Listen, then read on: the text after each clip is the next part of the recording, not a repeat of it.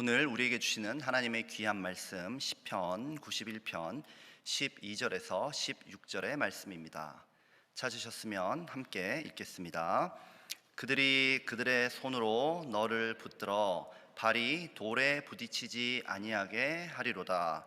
내가 사자와 독사를 밟으며 젊은 사자와 뱀을 발로 누르리로다. 하나님이 이르시되 그가 나를 사랑한즉 내가 그를 건지리라. 그가 내 이름을 안즉 내가 그를 높이리라. 그가 내게 간구하리니 내가 그에게 응답하리라. 그들이 환난 당할 때에 내가 그와 함께하여 그를 건지고 영화롭게 하리라. 내가 그를 장수하게 함으로 그를 만족하게 하며 나의 구원을 그에게 보이리라 하시도다. 아멘.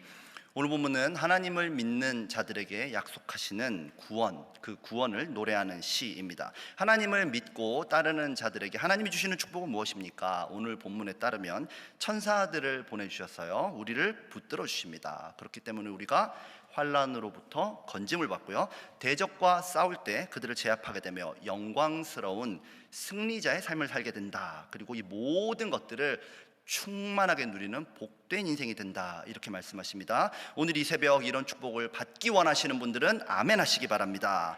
오늘 저는 나의 구원을 그에게 보이리라 라는 제목으로 하나님께서 여러분에게, 우리들에게 주시는 은혜를 나누고자 합니다. 먼저 저는 본문 밖의 배경으로부터 본문 안으로 들어와 보고 싶습니다. 만약 저에게 시편 91편의 제목을 붙여봐라 이렇게 말한다면 저는 트리오의 노래 이렇게 부르고 싶습니다. 오늘 이 시편은 우리가 글로 읽잖아요. 글로 읽기 때문에 시인데, 사실 시편 대부분은 공동체가 함께 부르는 노래의 가사입니다. 가사. 그 당시에는 글을 읽을 수 있는 사람이 별로 없었습니다. 그렇기 때문에 노래는 신앙을 전수하고 가르치는 중요한 방법이었어요. 그리고 그 노래에 공동체의 신앙 고백이 담기고 그 고백에 하나님의 영감이 임하면서 이 시편이 성경, 하나님의 말씀으로 공인된 것이죠. 시편 91편을 자세히 읽어보면요, 총 3명의 가수가 있습니다. 가수. 첫 번째 가수는요, 나라고 기록된 사람입니다. 이 가수는요, 1절부터 2절을 보면 하나님이 나의 피난처시다, 하나님은 나의 요새시고 하나님은 내가 의뢰하는 분이다, 이렇게 그 사람이 첫 번째 가수입니다. 그리고 3절부터 13절까지를 보면 라는 사람이 있어요. 그러니까 나의 이 노래를 듣고 믿음으로 반응하고 있는 라는 가수가 한 명 더 있는 겁니다. 그리고 뒤에 14절부터 16절을 보면요, 이 너와 나의 노래를 듣고 하늘로부터 하나님의 음성을 전하는 구원자라는 세 번째 가수가 있습니다. 정리하자면 이 노래에서요, 나라는 사람은 하나님의 역사를 간증하고 있는 사람, 그 구원의 역사를 경험한 사람, 그리고 라는 사람은 이 간증을 듣고 있는 사람, 그리고 하나님은 이 모든 대화들을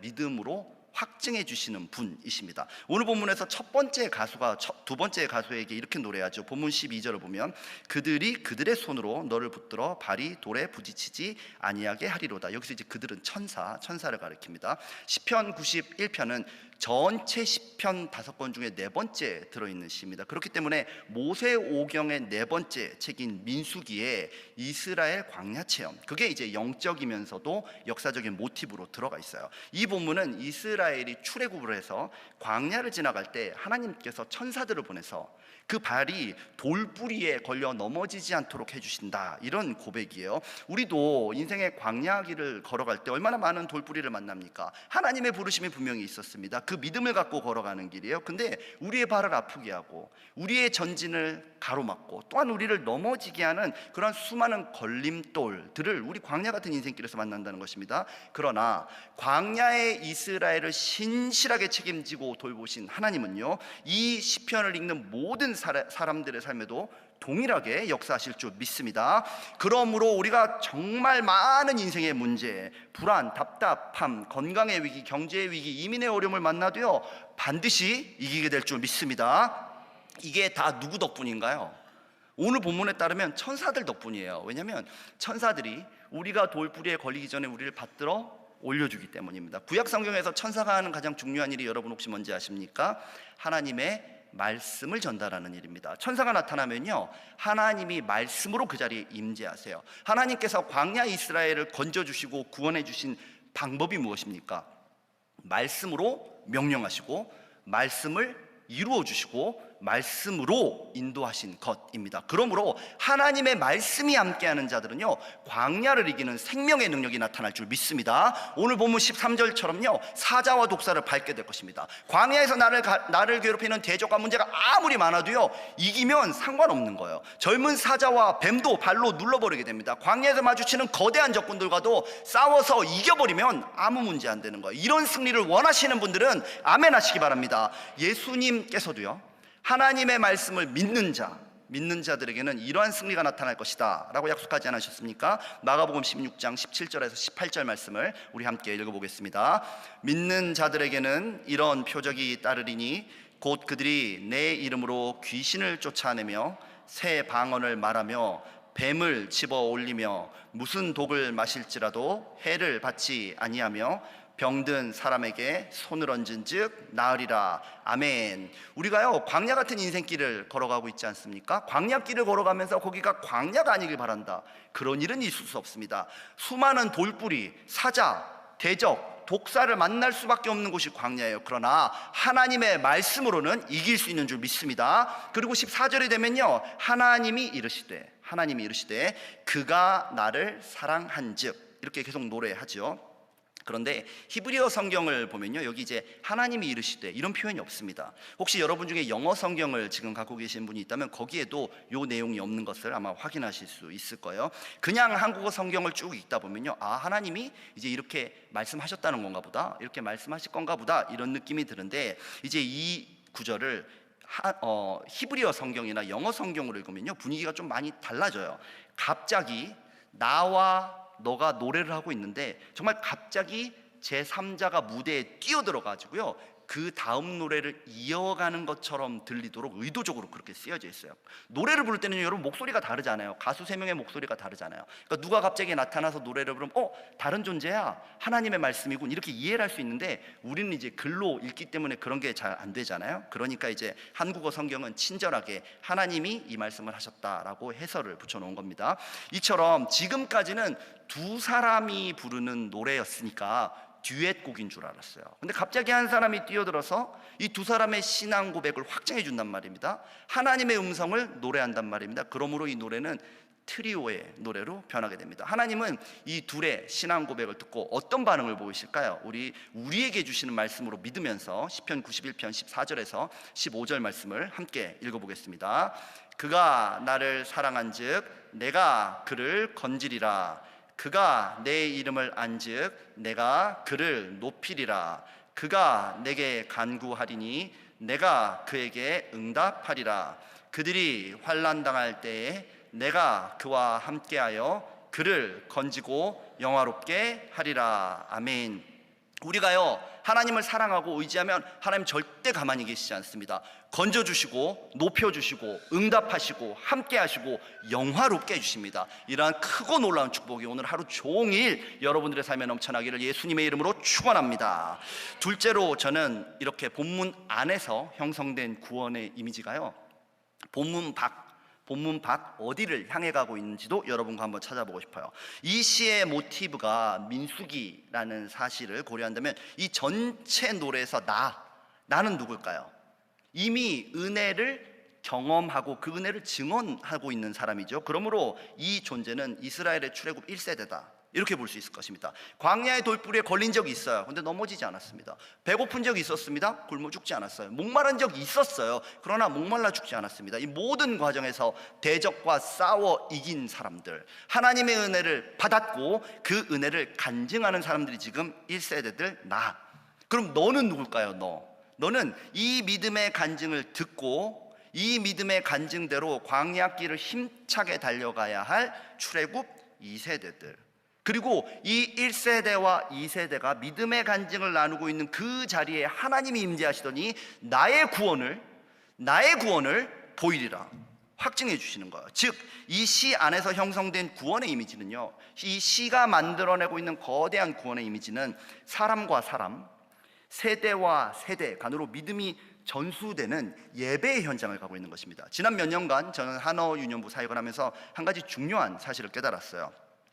우리 학생들이 하나님을 인격적으로 만나고 하나님의 말씀 위에 세워지는 기도의 사람이 되려면요, 교역자 한 사람이나 교회의 노력만으로 되지 않는다는 사실입니다. 자녀들에게 가장 큰 영향을 미치는 존재는 부모님이세요. 그렇기 때문에 부모님과 교역자가 신앙으로 하나 되어야만 이 자녀, 이 한 명의 자녀를 바른 길로 인도할 수 있다는 거예요. 부모를 중심으로 하는 가정의 교회가 바로 세워지고요, 이 가정의 교회들이 모여있는 큰 공동체로서의 교회와 하나 될 때, 연결될 때 자녀들의 신앙이 온전하게 성장한다는 것입니다. 일주일에 교회에 와 있는 몇 시간만으로 자녀가 변화되는 기적이 종종 일어납니다. 그러나 이 악한 세상에서요, 우리 자녀들에게 믿음의 폭발적인 역사가 일어나려면요, 빨리 이런 영적인 연결이 만들어져야 되는 거예요. 세대와 세대 간에. 또한 가정과 교회의 영적인 연결이 빨리 만들어져야 우리 다음 세대가 이 악한 세상을 이기고 대적을 밟을 수 있다는 것입니다.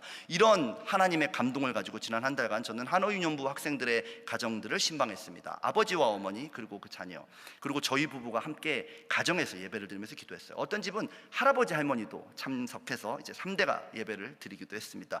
이 시간을 통해서 저는 세대와 세대가 하나님의 말씀을 나누고 함께 기도하는 그 자리에 성령이 강력하게 임재하시는 그러한 체험을 했습니다. 그들의 가정 예배가 회복이 되고요, 이 가정 예배의 회복은 곧 한어유년부 주일 예배도 놀라운 변화를 가져왔어요. 학생들이 예배 드리는 태도가 달라지고요, 하나님의 말씀을 듣는 태도가 달라지고요, 그들 안에 있는 영적인 질문과 갈망이 달라지는 것을 저는 체험했습니다. 오늘 시편이 그려내고 있는 모습이 바로 이 모습이에요. 광야 인생길을 먼저 걸은 사람들이 그 인생길 내내 신실하게 우리의 인생을 책임져 주셨던 하나님의 기적을 말하고요, 다음 세대는 그것을 듣고 아멘으로 응답하고 그 모든 예배를 보고 계신 하나님, 그 모든 예배를 듣고 계신 하나님이 내 구원을 너희들에게 보이리라, 이렇게 인증해 주시는 거예요.